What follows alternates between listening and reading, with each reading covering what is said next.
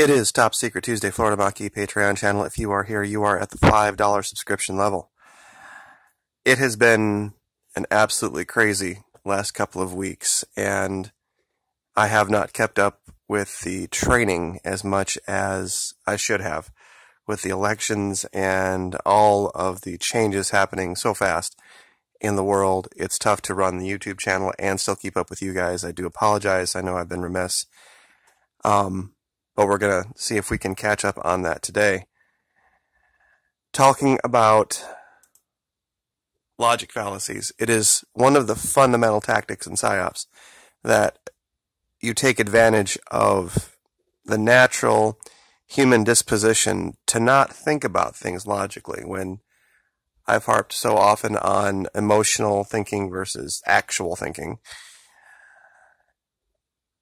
It's the reason I do so is that if you can get somebody to kick out of the emotional side and stay logical and stay focused, it's very, very hard to run PSYOPs on people that stay that way. However, you set somebody in front of the TV for 2 hours, any news channel, and if they would walk away from it still being analytical, they would be a robot these days, because it's just amazing the level of PSYOPs they run. I brought up this particular panel of cartoons just because it's something that is an easy trap to fall into. That if this happens, then it's only logical that eventually that will happen, because then when that happens, this other thing happens. We don't have the benefit of having the internet from 1943, because there was no internet in 1943.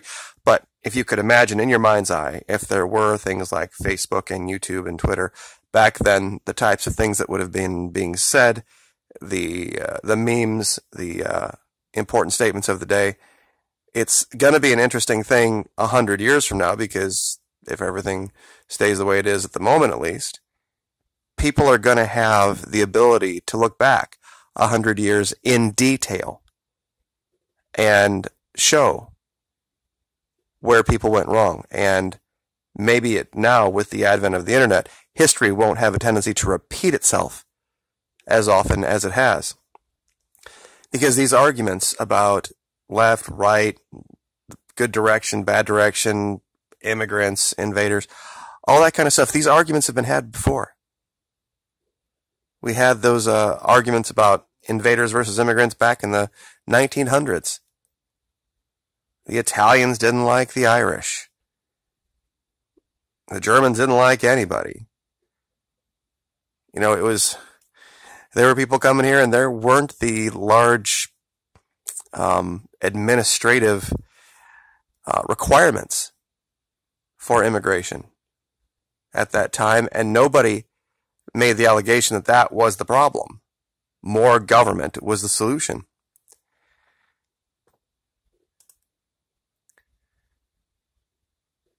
I've always liked this statement, because usually people make decisions about what they're going to believe, what they're going to think, what they're going to do very, very quickly these days, because we have been trained to not think. We have been trained to feel, to go with your gut. And that is, I'm not saying it doesn't apply in some cases, but in most cases, we have the opportunity to get more information before we make a decision. Anybody who's ever dealt with a high-pressure sales pitch knows what they're trying to do, knows the psychological tactics they're attempting. And I'm not a popular person with car dealers or any type of salespeople, because I will shut them up right away. And the second time or the third time they overtalk me or attempt to use the same tactic, I literally don't even address them. I will do a 180, walk right out of the situation, and never return, without even giving them an opportunity to end the conversation. And that's sometimes just how you have to do it.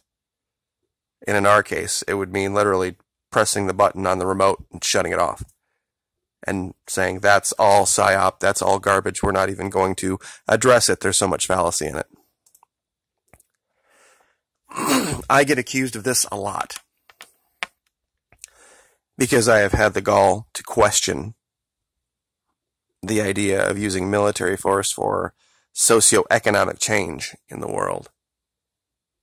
And you can see it down in the comments section for sure. The ones that slip through, I try to get rid of a lot of it, but you can't fall for this if you're going to be a psychological operator. That someone takes something you say and then they extrapolate something out of it and then force you to argue against that false extrapolation. Or worse, get you to try to explain their false extrapolation, and then they accuse you of changing the subject. It's easy to play defense. It's easy, or to be a troll, basically is what it's called on YouTube, but it happens in real life. It happened literally every other Republican on the stage at the primary level in 2015 fell for this game. That they tried to address the memes that he was creating. Instead of just moving on, rolling their eyes, they got down into the pit, into the muck, where this guy loved to live, and decided to roll around. And you're never going to, you never win with a pig wrestling in the mud. I'm trying to remember how the saying goes. You both end up filthy, but the pig enjoys it. That's the difference.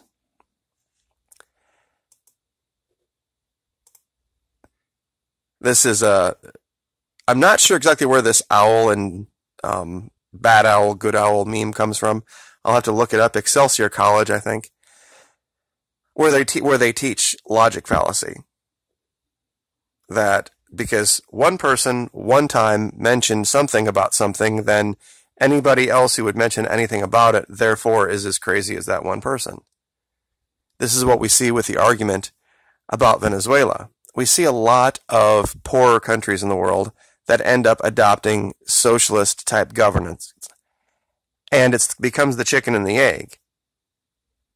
Well, gosh, they're poor and they're socialist, therefore, socialism causes poverty.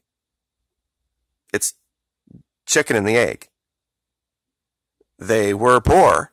They didn't have a lot of wealth to expend and to risk, so therefore you have to adopt some type of socialist structure. I've tried to use the analogy with preppers, that in a shit-it's-the-fan situation, everything falls apart, that they are going to all of a sudden become socialist farmers. Socialist, live off the land, organic farmer types. As if it's Little House on the Prairie time all over again. That's their plan. They're going to plant seeds, and they're going to try to raise tilapia in buckets and eat that, and they're going to go from the life they have now to that seamlessly, allegedly. In a country where there's 350 million people, they're going to hunt and fish when estimates say there's only about 35 million deer. That's one deer for every 10 people in the United States. It's just being bad at math. So, I guess at the training level here, I just want everyone to understand that PSYOPs requires that your targets be malleable to this stuff.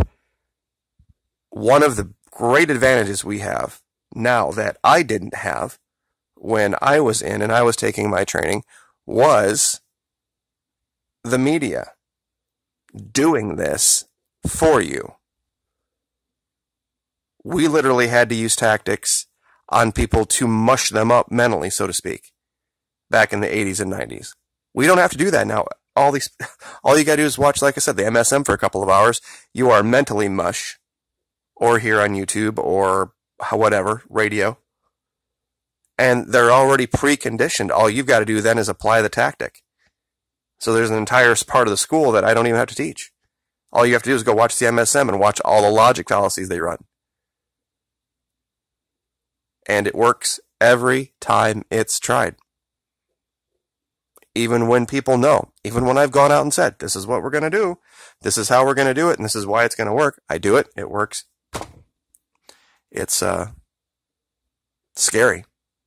It really, really is. But one day, hopefully somebody will wake up.